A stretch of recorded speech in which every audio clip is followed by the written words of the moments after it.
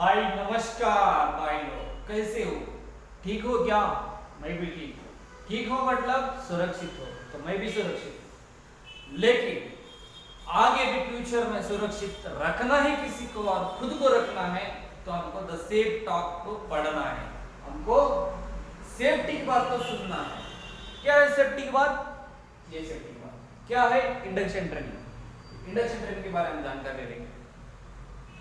Induction training सुना है लेकिन पता नहीं। इंडक्शन ट्रेनिंग करते हो लेकिन आधा करते हो, ये गलत है ना। आप यदि आधा इंडक्शन ट्रेनिंग करते हो तो new employee as a worker आधा दिमाग से आधा सुरक्षित रहेगा, क्योंकि उसको पूरी जानकारी नहीं पता है, आपने बताया नहीं। तो सुन लो ना भाई, देख लो ना क्या इंडक्शन ट्रेनिंग का टॉपिक्स क्या हम सीखने वाले आज। टॉपिक 100% आपके ट्रेनिंग में आना चाहिए। नहीं आता है तो आगे गड़बड़ होने वाला है, गड़बड़ हो जाएगा तो आपके ऊपर ब्लेम आएगा, क्योंकि आपने बताया ही नहीं। वर्कर क्या बताएगा? साहब सेफ्टी में, सेफ्टी वालों ने तो मुझे इंडक्शन ट्रेनिंग में बताया नहीं, तो ये गलत है। So definitely just watch the video carefully. I am here Mahadev from the safe talk academy. My number is here, so you can call me any time. एक इंफॉर्मेशन यदि मिसकम्युनिकेशन होता है, नहीं बताते हो, तो बहुत बड़ा इंसिडेंट होके आपका इंडक्शन ट्रेनिंग को फेल करेगा। तो इंडक्शन ट्रेनिंग के बारे में आप जानकर ले लेंगे, द इंडक्शन ट्रेनिंग टॉपिक्स। तो इंडक्शन ट्रेनिंग क्या होता है, क्यों होता है, कब देना पड़ता है, किसको देना पड़ता है और क्या क्या देना पड़ता है। तो इंडक्शन ट्रेनिंग आपको पता है first day of the job, first day of the work. जो भी नया एम्प्लॉई किसी कंपनी में ज्वाइन कर लेता है और उसका पहला दिन रहता है, पहला दिन वो काम पे नहीं जा सकता डायरेक्टली, वो उसको पहले सुबह सुबह आने के बाद इंडक्शन ट्रेनिंग में जाके इंडक्शन ट्रेनिंग लेना पड़ेगा सेफ्टी ऑफिसर के। ओके, तो इंडक्शन ट्रेनिंग में किसको देते हैं? New employee first day of the work before going to start the work. तो कब देना है? First day. किसको देना है? न्यू एम्प्लॉय को। लेकिन क्यों देना है, क्यों देना है, इसका रीजंस बहुत है। क्योंकि दोस्तों नया एम्प्लॉय है तो वो सब कुछ नया है, उसको किसी भी इंफॉर्मेशन के बारे में जानकारी नहीं है, किसी भी साइट के इंफॉर्मेशन के बारे में जानकारी नहीं है, हजार्ड्स रिस्क के बारे में जानकारी नहीं है, कंपनी के ओनर के बारे में जानकारी नहीं है, मैनेजर के बारे में जानकारी नहीं है, फायर इमरजेंसी सिचुएशन में क्या करना है उसको भी जानकारी नहीं है, और कोई हजार से बहुत बड़ा एक डेंजरस एक वर्क एक्टिविटी है उसके बारे में उसको जानकारी नहीं है। अच्छा, जैसे वो बिल्कुल नया है, वो किसको क्या करना है, कहाँ पे क्या करना है और क्या काम करना है उसको कुछ पता नहीं। ठीक है ना दोस्तों, बस उसके पास नॉलेज है, उसका इंटरनल नॉलेज है, बट कंपनी के साइट के लेवल में उसके बहुत सारे जानकारी नहीं है, और जानकारी नहीं होने की वजह से आगे जाके यदि कुछ गलती कर लेता है तो बहुत बड़ा मिस्टेक बन जाता है। इसलिए वो कुछ गलती करने के पहले ही हम लोग उसको सब कुछ इंफॉर्मेशन बता देते हैं, ताकि वो गलती ना करे और सब कुछ जो भी फैसिलिटी उसको भी अच्छे से यूज करे, उसको कहीं ज्यादा दिक्कतें नहीं होना चाहिए। ठीक है ना दोस्तों, तो इंडक्शन ट्रेनिंग में मेन पार्ट में अब आएंगे हम। इंडक्शन ट्रेनिंग टॉपिक्स क्या है, कौन से टॉपिक्स हम उसमें इंक्लूड करना चाहिए, ताकि कोई भी एक इंफॉर्मेशन मिस नहीं होना चाहिए। इसलिए हमको उस सभी टॉपिक्स को इंडक्शन ट्रेनिंग फॉर्मेट में, इंडक्शन ट्रेनिंग में आप सबसे पहले कंपनी की हेल्थ एंड सेफ्टी पॉलिसी के बारे में वर्कर को बताना होगा। पॉलिसी क्या है, वो कंफ्यूजन। पॉलिसी के लिए मैं सेपरेट वीडियो बनाने जा रहा हूँ, उसके लिए आपको चैनल को सब्सक्राइब और बेल आइकन पे क्लिक करना पड़ेगा, ताकि आपको मेरी सभी नोटिफिकेशन आपको मिलेगी। तो company health and safety policy मतलब nothing but statement of commitment of management towards health and safety. तो कमिटमेंट क्या है मैनेजमेंट का? Zero accident, zero incident, reduce accident और लीगल कंप्लायंस, ये सभी जो भी उसका कमिटमेंट होगा, अरेंजमेंट होगा, बाद में ऑर्गेनाइजेशन स्ट्रक्चर के बारे में होगा, उसके बारे में जानकारी थोड़ी बहुत वर्कर को देनी होगी। उसके बाद है golden safety rules. Golden safety rules आपको आपको बता, जैसे कि सभी कंपनी में अलग अलग रूल्स बना दिया जाते हैं सेफ्टी के रूल्स, तो उसके बारे में आपकी यदि कुछ गोल्डन रूल्स आपने इम्प्लीमेंट किया है तो उसके बारे में आपको वर्कर को, न्यू एम्प्लॉय को बताना पड़ेगा। नेक्स्ट है company nature of work, scope of work, मतलब कंपनी किस क्षेत्र में किस प्रोडक्ट के हिसाब से क्या काम करती है उसके बारे में थोड़ा बहुत जानकारी देना चाहिए।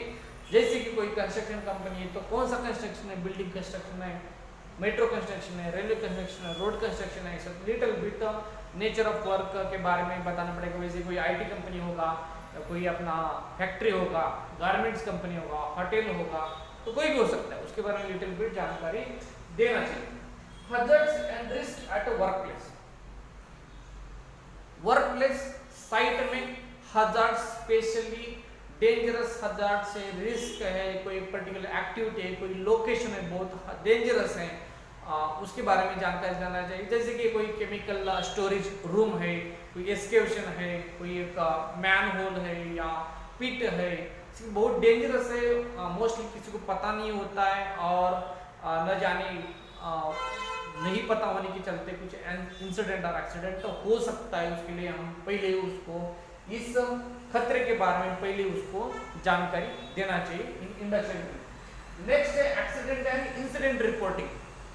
एक्सीडेंट इंसिडेंट रिपोर्टिंग बहुत इंपॉर्टेंट पॉइंट्स है, बिकॉज एक्सीडेंट और इंसिडेंट और नियर मिस रिपोर्टिंग होता है तभी जाके वो नेक्स्ट फ्यूचर में उसको अवॉइड कर सकते हैं, क्योंकि रिपोर्टिंग होने के बाद हम इन्वेस्टिगेशन कर सकते हैं, इन्वेस्टिगेशन के बाद रूट कॉजेस फाइंड आउट करके उसको रेक्टिफाई करके फिर उसको CAPA हम इम्प्लीमेंट करके एक्सीडेंट इंसिडेंट को अवॉइड कर सकते हैं, एलिमिनेट कर सकते हैं, रिड्यूस कर सकते हैं। इसीलिए एक्सीडेंट रिपोर्टिंग उसको पहले हम उसको मोटिवेट करना है, प्रमोट करना है, ताकि यदि हम नहीं बताएंगे रिपोर्टिंग के बारे में तो क्या करेगा, वो रिपोर्टिंग नहीं करेगा, उसके चलते उसको हमको एक रिकॉर्ड नहीं मिलेगा और उसके मन में एक डर होता है, वो सोचता है कि अब क्यों करो, छोड़ दो, यदि मेरे ऊपर एक्सेस ले लेंगे या मुझे बहुत लोग आके पूछने लगेंगे, इसके चलते क्यों बताने की, छोड़ दो, कुछ नहीं होता ऐसे करके वो सोचेगा, तो फिर वो रिपोर्टिंग नहीं होगी, उसके चलते कॉन्सिक्वेंस बहुत खतरनाक होते हैं। इसलिए उसको प्रमोट करना है कि एक्सीडेंट रिपोर्टिंग वो पर्टिकुलर किसी सीनियर को, इंजीनियर को, सेफ्टी ऑफिसर को, मैनेजर को या किसी को भी रिपोर्टिंग करना है करके उसको हमको बताने का है। नेक्स्ट है first aid facility. First aid के बारे में फैसिलिटीज कहाँ पे है, फर्स्ट एड लोकेशन कहाँ पे है, फर्स्ट एड बॉक्स कहाँ होता है, फर्स्ट एड पर्सनल कौन है, फर्स्ट एडर कौन है, और इनके सब सच इंजरी होता है और कुछ इमरजेंसी होता है तो वो फर्स्ट एड रूम में जाके अप्रोच कर सकता है और जो भी उसको चाहिए वो हेल्प मिल जाती है। नेक्स्ट है फेयर एंड इमरजेंसी प्रोसीजर। जो भी कंपनी ने इमरजेंसी प्रिपेयर्डनेस प्लान करके रखा है in case of emergency including all in situations में, उसके लिए लिटिल बिट जो भी आपने अरेंजमेंट करके रखा है, जैसे कि फायर है, फायर के अरेंजमेंट के लिए आपने फायर एग्जिट डोर दिया है, फायर स्टैंड दिया है, फायर अलार्म सिस्टम में MCP दिया है, तो उसको बस लिटिल बिट जानकर देना है। इन केस ऑफ इमरजेंसी होती है तो फायर एग्जिट डोर यूज करना है, ना कि नॉर्मल रूटीन में नहीं करना है। ऐसे लिफ्ट यूज करने का है तो in case of emergency fire में लिफ्ट यूज नहीं करने का करके हम उसको बस लिटिल बिट नॉलेज देना चाहिए, that is fire and emergency procedure के बारे में। नेक्स्ट है इंट्रोडक्शन ऑफ PTW।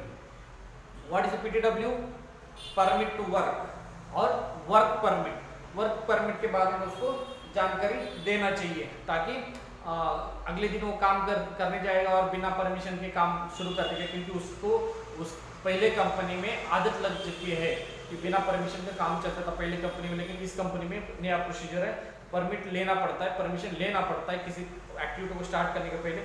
उसको पहले हम बताना है कि हॉट वर्क हो, स्कैफोल्डिंग वर्क हो, हाइट वर्क हो, कन्फाइंड स्पेस हो, ऐसे पर्टिकुलर जो भी आपने परमिट इम्प्लीमेंटेशन करके रखा है उस एक्टिविटी के बारे में उसको जानकारी देने के, वो एक्टिविटी शुरू करने से पहले आपको सेफ्टी ऑफिस से परमिशन लेना है। परमिशन के लिए PTW प्रोसेस को फॉलो करना है। नेक्स्ट है वेलफेयर फैसिलिटी लोकेशन। तो वेलफेयर फैसिलिटी लोकेशन भी उसको पता नहीं रहता है, कहाँ पे ऑफिस है, कहाँ पे खाने की जगह है या वॉशरूम कहाँ पे हो सकता है कैंटीन कहाँ पे, हो सकता है ऑफिस कहाँ पे, रेस्ट रूम कहाँ पे, सब कुछ उसको जानकारी नहीं है क्योंकि नया है। तो हमारा एक मकसद होता है कि बस उसको उस बेसिक फैसिलिटीज के बारे में जानकारी पता चले कि बस सेट लेवल के हिसाब से और किसी को दिखा करके हम उसको उसका सीटिंग अरेंजमेंट भी दिखा देते हैं। Doctor welfare facility own responsibility. Own responsibility मतलब होता है कि each and every worker of the company और ऑर्गेनाइजेशन में each and every have a person having health and safety responsibility company ने देख के रखा है, जिसके ऑर्गेनाइजेशन स्ट्रक्चर में देख चुका है। तो उसकी रिस्पॉन्सिबिलिटी कुछ होती है टुवर्ड्स हेल्थ एंड सेफ्टी, क्योंकि हेल्थ एंड सेफ्टी एक किसी सेफ्टी ऑफिसर की रिस्पॉन्सिबिलिटी नहीं है, सबकी रिस्पॉन्सिबिलिटी होती है। उसके हिसाब से कुछ रिस्पॉन्सिबिलिटीज आपने दे चुके हैं, तो लिख चुके हैं, मैनेजमेंट ने दे चुके हैं, इसलिए उसको बताना चाहिए कि क्या क्या उसकी रिस्पॉन्सिबिलिटी होती है। PP rules, personal protective equipment, आपने हेलमेट, जैकेट, शू, जो भी पीपीज आपने अरेंजमेंट करके रखा है कि किसी एक पर्टिकुलर एरिया में जाना है, सेफ्टी जोन और पीपी जोन करके आपने डिक्लेयर कर चुके, तो उस एरिया में वो जाने से पहले उसको बताना है कि आप पीपी डाल के जाना है, क्योंकि वो नया है, उसको पता नहीं चलेगा कल क्या करेगा, बिना पीपी के किसी एक पीपी जोन में चला जाएगा और कुछ इंसिडेंट हो जाएगा तो बताएगा कि यार आपने बताया नहीं मुझे, तो फिर ये वो गलत हो जाता है। इसलिए बस बिफोर प्रीवियसली और एक कंट्रोल मेजर्स बोल सकते हैं, इसके हिसाब से पीपी जोन के बारे में उसको बताना है, पीपी के रूल्स के बारे में उसको बताना चाहिए। नेक्स्ट है emergency contact number, very important है। इमरजेंसी, इनके सब इमरजेंसी में वो किसको रिपोर्टिंग करेगा, किसको बात करेगा, और इनके सब इमरजेंसी में वो कौन सी इमरजेंसी कॉन्टैक्ट नंबर पे कॉल करना है, ये सब कुछ जानकारी दे सकते हैं। इमरजेंसी कॉन्टैक्ट नंबर जो बाहर के पुलिस, फायर और एम्बुलेंस की हम नहीं देते, उनको कॉल करने के लिए अलाउ नहीं करते, क्योंकि वो सोच के करना पड़ता है, बहुत रिस्पॉन्सिबल वर्क है वो।